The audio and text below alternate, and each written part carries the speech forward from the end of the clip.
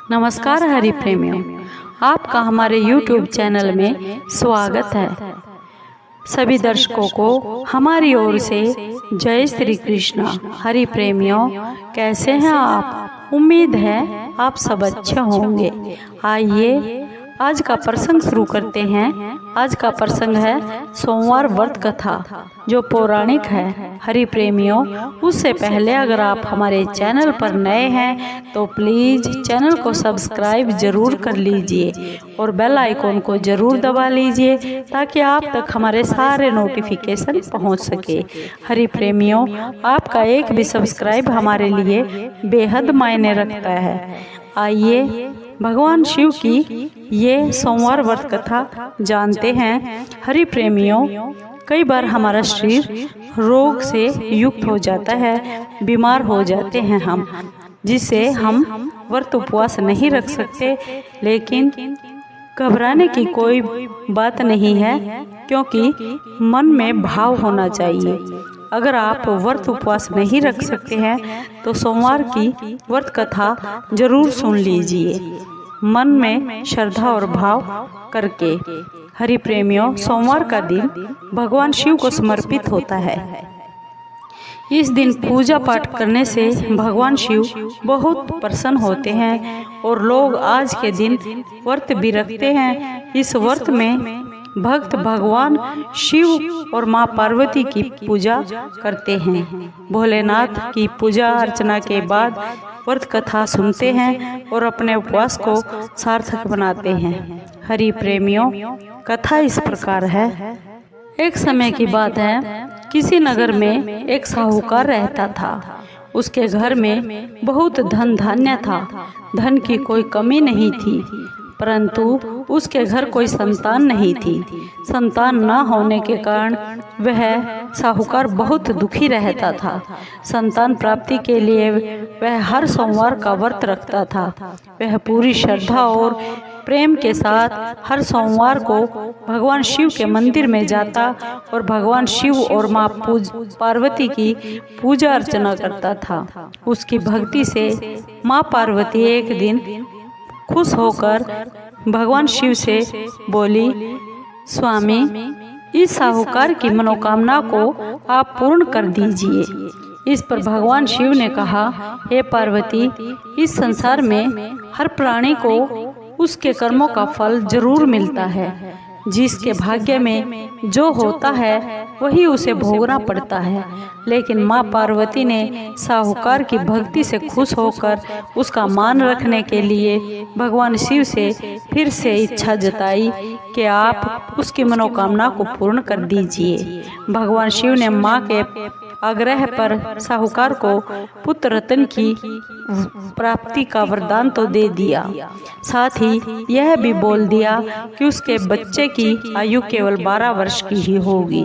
साहूकार माँ पार्वती और भगवान शिव की बातचीत को सुन रहा था। उसे भगवान की इस बात से ना तो उसे दुख हुआ और ना ही उसे खुशी हुई, क्योंकि बच्चा होने के बाद 12 साल की उम्र क्या उम्र होती है।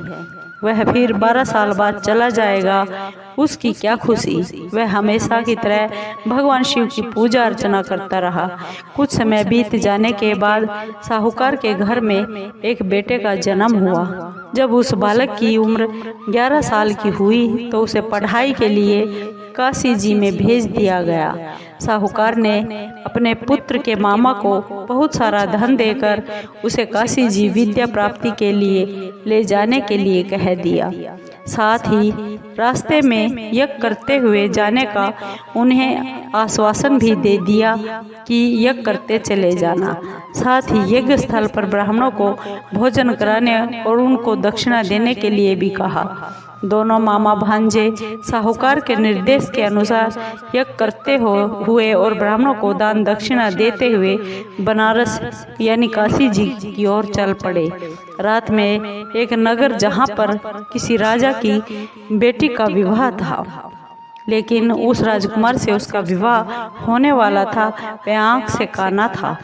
राजकुमार के पिता ने अपने पुत्र के काना होने की बात उससे छुपा रखी थी। लड़की वालों को इस बात का नहीं पता था। उसने राजा ने यह चाल चली। साहूकार के पुत्र को देखकर उस राजा ने सोचा, क्यों न मैं इस लड़के को दूल्हा बनाकर राजकुमारी से विवाह करवा दूं और फिर विवाह होने के बाद इसको धन देकर यहाँ से विदा कर दूंगा और राजकुमारी को मैं अपने घर ले जाऊंगा अपनी बहू बनाकर।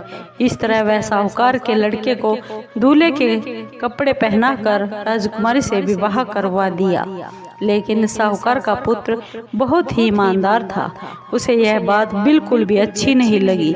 उसने मौका पाते ही राजकुमारी की चुन्नी के पल्ले पर यह लिख दिया कि तुम्हारा विवाह तो मेरे साथ हुआ है। यह राजकुमार जो तुम्हें साथ लेके जा रहा है वह एक आंख से काना है और मैं तो काशी जी पढ़ने जा रहा हूँ। जब राजकुमारी ने चुन्नी पर लिखी हुई अपनी वे सब बातें पढ़ी तो उसने अपने माता पिता को वे सब बात बता दी। फिर राजा ने अपनी पुत्री को घर से विदा नहीं किया और बारात को वापस लौटा दिया। दूसरी ओर मामा के साथ साहूकार का पुत्र काशी जी पहुंच गया।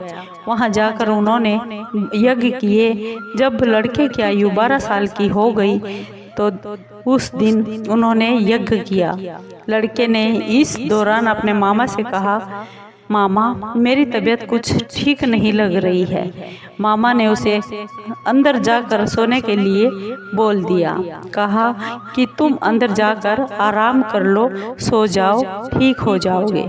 भगवान शिव के वरदान के अनुसार कुछ ही देर में उस बच्चे के प्राण निकल गए और भांजे को मृत अवस्था में देखकर उसके मामा ने विलाप करना शुरू कर दिया। संयोगवश उसी समय भगवान शिव और माँ पार्वती उधर से गुजर रहे थे। माँ पार्वती ने भगवान शिव से कहा, हे स्वामी, मुझे इसके रोने के स्वर बिल्कुल भी सहन नहीं हो रहे हैं। कृपा करके आप इस व्यक्ति का दुख दूर कर दीजिए। जब भगवान शिव उस मृत बालक के पास गए तो बोले कि यह तो वही साहूकार का पुत्र है जिसे मैंने 12 वर्ष की आयु का वरदान दिया था। अब इसकी आयु पूरी हो चुकी है। लेकिन मात्र भाव से विभोर होकर माँ पार्वती ने फिर से कहा, हे महादेव, कृपा करके इस बालक को और आयु देने की कृपा कीजिए, नहीं तो वियोग में इसके माँ बाप तड़प तड़प कर मर जाएंगे। माँ पार्वती के इतने आग्रह करने पर भगवान शिव ने बच्चे को जिंदा कर दिया और ये वरदान दे दिया। भगवान शिव की कृपा से उस लड़के को फिर से जन्म हो गया। इस तरह उसकी शिक्षा समाप्त करके मामा और भांजा फिर से अपने नगर की ओर वापस चल पड़े। दोनों साथ चलते चलते उसी नगर में जा पहुँचे जहाँ पर साहूकार के बेटे का विवाह उस राजकुमारी के साथ हुआ था। राजा ने लड़के को वहाँ पहुँचते ही पहचान लिया और फिर अपने महल के अंदर ले जाकर उसकी खूब आदर सत्कार किया, खातिरदारी की और अपनी बेटी को साहूकार के बेटे के साथ विदा कर दिया। इधर भूखे प्यासे रहकर साहूकार और उसकी घरवाली अपने बेटे की प्रतीक्षा कर रहे थे। उन्होंने अपने बेटे की मृत्यु का समाचार मिलने पर सोचा कि स्वयं ही प्राण त्याग देने का प्रण रख लिया कि बेटा की खबर आने से पहले हम अपने ही प्राण त्याग देंगे। परंतु अपने बेटे के जीवित होने का समाचार पाकर वह बेहद खुश हो गए। उसी रात भगवान शिव ने साहूकार के सपने में आकर कहा, हे साहूकार, मैंने तेरे सोमवार के व्रत को और व्रत कथा सुनने से प्रसन्न होकर तेरे पुत्र को लंबी आयु का वरदान दे दिया है। नारद पुराण में सोमवार व्रत का उल्लेख मिलता है। इस दिन सुबह उठकर जल्दी उठना चाहिए। स्नान करके फिर भगवान शिव को जल चढ़ाने के बाद उन्हें बिल्व पत्र अर्पित करने चाहिए और साथ ही भोलेनाथ के साथ माँ गौरी की विधि से पूजा करनी चाहिए। इसके बाद व्रत कथा सुननी चाहिए और शाम को अपने व्रत को खोल लेना चाहिए। अगर व्रत ना रख सके तो भगवान शिव को जल चढ़ाकर पूजा पाठ करके और कथा व्रत सुनकर उपवास भले ही खोल ले। दरअसल सोमवार व्रत 3 तरह के होते हैं। इनमें प्रति सोमवार व्रत, सौम्य सोमवार व्रत और 16 सोमवार व्रत शामिल है, परंतु इन सभी व्रतों में पूजन विधि एक समान ही होती है। हरि प्रेमियों, आपको ये कथा कैसी लगी? सोमवार की कथा अगर आपको अच्छी लगी हो तो प्लीज़ चैनल को सब्सक्राइब कीजिए, लाइक कीजिए, शेयर कीजिए और कमेंट ज़रूर कीजिए। धन्यवाद दोस्तों।